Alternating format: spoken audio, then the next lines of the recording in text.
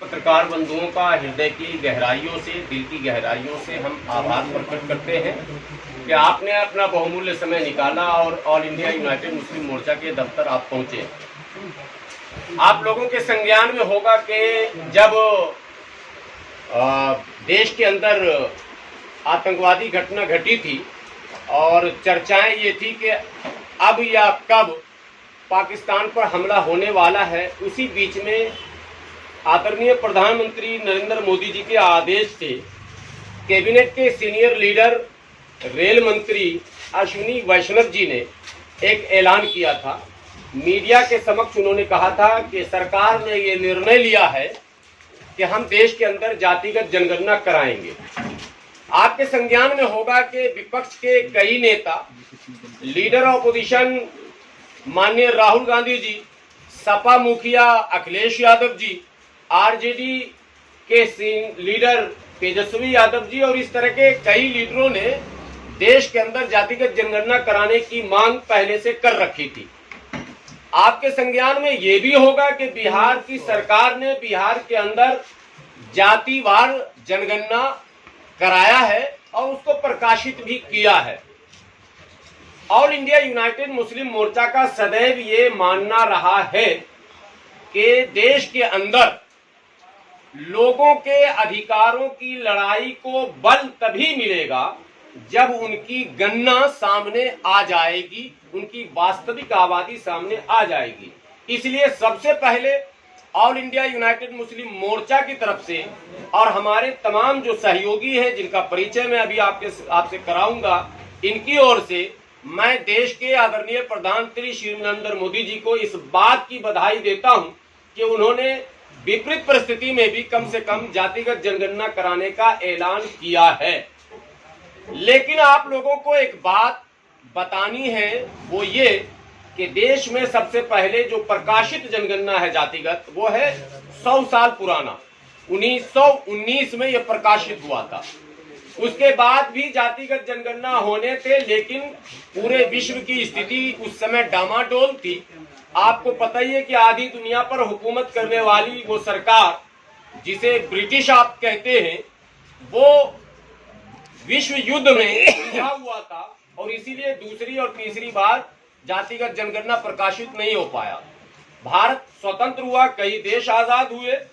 उसी बीच भारत में जब पहली जनगणना होनी थी, तब देश के प्रधानमंत्री ने एक कानून बनाकर, पॉइंट इसको नोट करेंगे, कानून बनाकर जातियों के आंकड़े को प्रकाशित करने पर प्रतिबंध लगा रखा है। अब सवाल यह पैदा होता है कि जो चीज पहले से प्रतिबंधित है, अगर उसका ऐलान भी सरकार करती है तो सरकार को उसमें कानूनी तौर पर फिर से यह बताना होगा, यानी कानूनी संवैधानिक गिनती करनी होगी। इसलिए आज आप लोगों को हमने कष्ट दिया। ऑल इंडिया यूनाइटेड मुस्लिम मोर्चा की ओर से हम प्रधानमंत्री जी से, विपक्ष के नेता से ये मांग करते हैं कि आप सबसे पहले CAB लाएं। अब CAB का नाम सुनकर या CAA का नाम सुनकर लोगों को याद होगा कि एक बड़ा आंदोलन हमारे यहाँ हुआ था, लेकिन दोनों का फुल फॉर्म अलग है। वो था CAB सिटीजन, मैं कह रहा हूँ कास्ट जिसको आप कहते हैं, या सेंसस जिसको कहते हैं, सेंसस अमेंडमेंट बिल पहले सदन में लाया जाए। ये प्रधानमंत्री जी से विनती है और विपक्ष के नेता से विनती है कि वो भी इस आवाज को उठाएं। अगर वो मुखलिस है, अगर वो दिल से चाहते हैं कि जिसकी जो भागीदारी है उसको उतनी हिस्सेदारी मिले आबादी के अनुपात में, तो वो एक सदन में बिल लाए जिसको CAB, मैं कह रहा हूं सरकार जो चाहे नाम रख ले, सेंसस अमेंडमेंट बिल। और जब वो CAA हो जाएगा, सेंसस अमेंडमेंट एक्ट बन जाएगा, तब ये मान लिया जाएगा कि अब जो जनगणना होगा वो कानूनी होगा और उसका प्रकाशन जब होगा तो जिनकी जो जनसंख्या आएगी उस जनसंख्या के अनुपात में अपने अधिकार की लोग बात करेंगे और राजनेता भी उसकी बात करेंगे। लेकिन यदि बिल नहीं आता है तो एक तो टाइम टेबल पर शंका है कि टाइम टेबल क्या रहेगा, कब समय मिलेगा, नहीं मिलेगा। दूसरे, बिल अगर नहीं आता और सरकार ऐलान कर देती है तो बिहार का एक अनुभव है, बिहार में राज्य सरकार ने जब बात की कि हम जातिगत जनगणना कराएंगे तो कई लोग कोर्ट का दरवाजा खटखटाए। कोर्ट ने इस जनगणना पर रोक लगाया। फिर सरकार ने कोर्ट को यह समझाया कि हम इसका कोई इस्तेमाल नहीं करेंगे, हम तो सिर्फ जानना चाहते हैं परिस्थितियां कैसी हैं और कौन सी जाति क्या कितनी आबादी रखती है। कई शर्तों पर कोर्ट ने सरकार को यह अनुमति दी और सरकार ने जातिगत जनगणना कराई। लेकिन उस जनगणना के आंकड़े के बाद भी बिहार में कोई आंदोलन खड़ा नहीं हो पाया। भागीदारी को लेकर, हिस्सेदारी को लेकर कोई दावा नहीं पेश हो सका। इसका मतलब है कि कानूनी तौर पर वो गिनती अभी तक नाफिजुल अमल नहीं माना गया, यानी उसको कानूनी दर्जा अभी नहीं मिला। इसलिए यूनाइटेड मुस्लिम मोर्चा का यह मानना कि अगर आप ईमानदार हैं, आप दयानतदार हैं, आप चाहते हैं कि जिन बिरादरियों की जो आबादी है उनकी सियासी हिस्सेदारी, उनकी माशी हिस्सेदारी, उनके तमाम शोबे में उनकी बराबर की हिस्सेदारी हो, तो उसके लिए कानूनी अमेंडमेंट जरूरी है। जब तक कानून का सहारा उसको नहीं मिलेगा उसको, तब तक वो जो है वो अमल के लायक यानी इम्प्लीमेंटेशन उसका नहीं हो पाएगा। तो इसलिए यह आज का प्रेस कॉन्फ्रेंस स्पेशली इस मुद्दे पर है कि हम सरकार से सीएबी की अपील करते हैं और सीएबी के बाद सीए यानी सेंसस अमेंडमेंट बिल सदन में लाया जाए, ये मांग है। दूसरी मांग, लगातार देश के अंदर मॉब लिंचिंग हो रही है, लगातार। अभी जो पहलगाम हमला हुआ था उसके बाद भी कुछ सरपसंद नासिरों ने, कुछ सरफिरों ने, कुछ देश के मतलब देश का हित नहीं चाहने वालों ने देश के अलग अलग जगहों पर धर्म पूछ कर उनके दुकानों पर, मकानों पर, उनके तमाम चीजों पर हमले शुरू किए थे। मॉब लिंचिंग की कई खबरें आई है और परसों छपरा के अंदर जब पूरे भारत के अंदर शोक था और छपरा शहर में हजारों लोग सड़क पर उस शहीद के जनाजे का इंतजार कर रहे थे, जो एसआई इम्तियाज का जनाजा पहुंचा है, उसका इंतजार सड़क पर हो रहा था। और उसी वक्त शहर कोतवाली के अंदर ही एक कुरैशी नौजवान को एक हुजूम ने मार मार के सिर्फ इस पर कि गाय का उसमें भी एंगल लाया गया, उसकी मॉब लिंचिंग कर दी, उसे मौत के घाट उतार दिया। तो मॉब लिंचिंग लगातार हो रहे हैं। ज्यादातर 90 से 95% मॉब लिंचिंग के शिकार जो है वो पसमानदा मुसलमान हो रहे हैं। ज्यादातर अभी भी जो छपरा में हुआ वो कुरैशी हुआ और ज्यादातर पसमानदा मुसलमान हो रहे हैं। हम इस बात को फिर दोहरा रहे हैं, मॉब लिंचिंग के शिकार गरीब गुरबा जो हाशिए पर हैं, जो मार्जिनलाइज्ड सेक्शन है, जो सड़क पर कारोबार करता है, नाई सड़क पर कारोबार करता है, धोबी सड़क पर कारोबार करता है, सब्जी बेचने वाला सड़क पर कारोबार करता है, टायर पंक्चर बनाने वाला सड़क पर कारोबार करता है, ये जो रेड़ी पटरी खोमचा लगाने वाले लोग यानी गरीब जो है, जो बिल्कुल मार्जिनलाइज्ड हमारा सेक्शन है मुसलमानों का, वही मॉब लिंचिंग का शिकार हो रहा।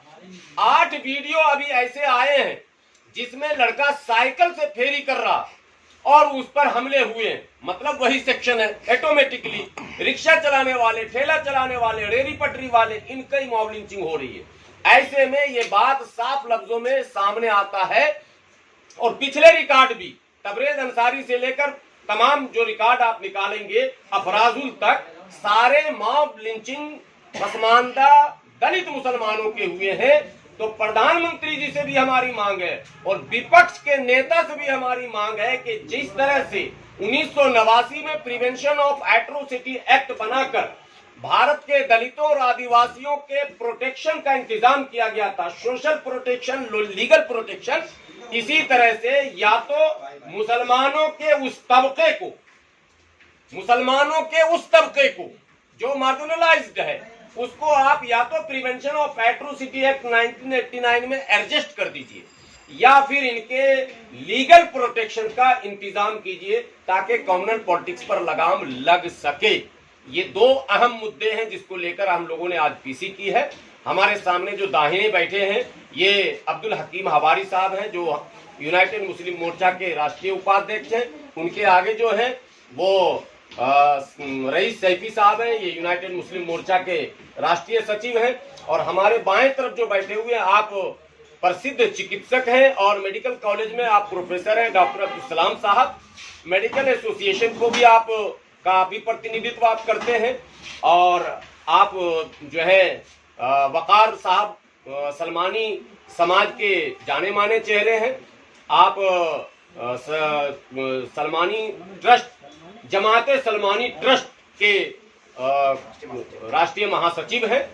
तो आप सभी समाज के, आप धोबी समाज के हैं, आप सैफी समाज के हैं, सलमानी समाज के हैं और ये सभी समाज के जो लोग हैं वो संदेश देने आज इस प्रेस कॉन्फ्रेंस के माध्यम से आए हैं कि भाई जाति जनगणना में जो गलतफहमियां फैलाई जा रही है, जो अफवाहें आ रही है, कुछ कथित तौर पर लोग वीडियोस बना रहे हैं कि भाई धर्म के कॉलम में इस्लाम लिखना और जाति के कॉलम में मुसलमान लिखना इत्यादि इत्यादि, इन अफवाहों को कैसे लगाम लगाया जाए, जातिगत जनगणना का जो उद्देश्य है उसकी कैसे पूर्ति की जाए, इस पर बात जो है हम लोग पहुंचाना चाहते हैं। मैं चाहूंगा हमारे राष्ट्रीय उपाध्यक्ष अब्दुल हकीम हवारी साहब जो है 2-3 मिनट अपनी बात आपके समक्ष रखेंगे।